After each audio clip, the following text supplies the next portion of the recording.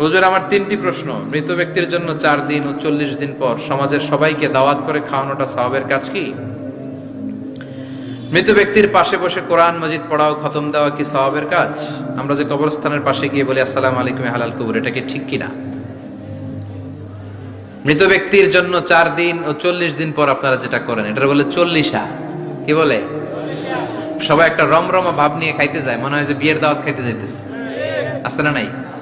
তো যে মরছে আপনি তার জন্য কাঁদবেন, দোয়াই না করবেন, এত খুশি কেন আপনাদের? আপনি খাওয়ান, খাওয়াতে দোষ নাই। আপনি মাইয়াতের রূহের মাগফিরাতের জন্য খাওয়ালে মৃত ব্যক্তির গুনাহ আল্লাহ মাফ করবে, সেটা ঠিক আছে, কিন্তু খাওয়াবেন মিসকিনদেরকে, ইয়াতীমদেরকে, তারা বেশি হকদার। এখন দেখা যায় 40 মিসকিনদের জায়গা কম, এলাকার পয়সাওয়ালা লোকেরা এসে লাইনে বসে থাকে। আমি দেখেছি যেটা, কিন্তু দরকার ছিল আমার আব্বা মারা গেছে, এই এতিমখানায় আমি একটা গরু দিয়ে দিলাম, ওরা সারা বছর খেতে পায় না, ওরা খাবে, খেয়ে আমার আব্বার জন্য দোয়া করবে, ঠিক কিনা? আর সবচেয়ে বেশি দোয়াটা কবুল হবে আপনার আব্বার জন্য। আপনি যাকে দোয়া করানোর জন্য আনলেন, উনি কি আপনার আব্বার জন্য কাঁদবে? আর কাঁদলেও এই কান্নাতে আন্তরিকতা কতটুকু, এটা প্রশ্নবিদ্ধ। কারণ উনি আমার বাপের লেগে কান্দে, আমারই চোখ দিয়ে পানি বের হয় না আমার বাপের লেগে। ঘটনাটা এরকম, তাই না? আপনার বাবার জন্য আপনি কাঁদবেন, ভাড়া করে কাউরে এনে কান্না করানোর দরকার নাই। রব্বির হামহুমা কামা রাব্বায়ানি সাগীরা, আপনি দোয়া করবেন। ইসলামকে আমাদের মানতে হবে ঠিক তেমন বিশ্বনবী শিখিয়ে গিয়েছে। যেমন বিশ্বনবীর জীবদ্দশায় বিশ্বনবী ওনার প্রথম প্রিয়তমা স্ত্রীকে হারালেন, নাম কি? খাদিজা।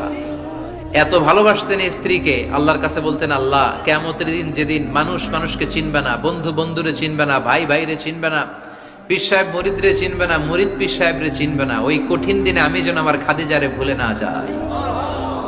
খাদিজাকে কবর দিয়ে বিশ্বনবী দাঁড়িয়ে রইলেন, দাফন দিয়ে দোয়া করলেন, কাঁদলেন। সবাই চলে যায়, বিশ্বনবী যায় না। সাইয়েদনা আবু বকর বললেন, ইয়া রাসূলুল্লাহ চলেন না, যাই, অনেক তো হলো।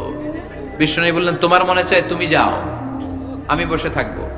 আমি এখানে দাঁড়িয়ে খাদিজার কবরের 3টা প্রশ্নের জবাব দিয়ে এরপরে বাড়িতে যাব।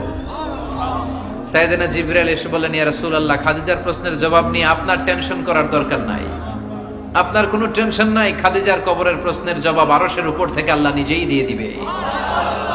এজন্য মা বাবার জন্য আমরা দোয়া করব, আমরা সাদাকা করব। মৃত ব্যক্তির সামনে বসে কোরআন পড়া যায় কিনা? হ্যাঁ, হাদিসে এসেছে, ইকরাউ আলা মাউতাকুম সূরাতা ইয়াসিন, তোমরা তোমাদের মুমূর্ষ রোগীদের সামনে বসে, মৃত্যু পথযাত্রী এদের সামনে বসে সূরাতুল ইয়াসিন তেলাওয়াত করো, তাহলে তার মৃত্যুর কষ্টটারে হালকা করে দিবে কে? আল্লাহ।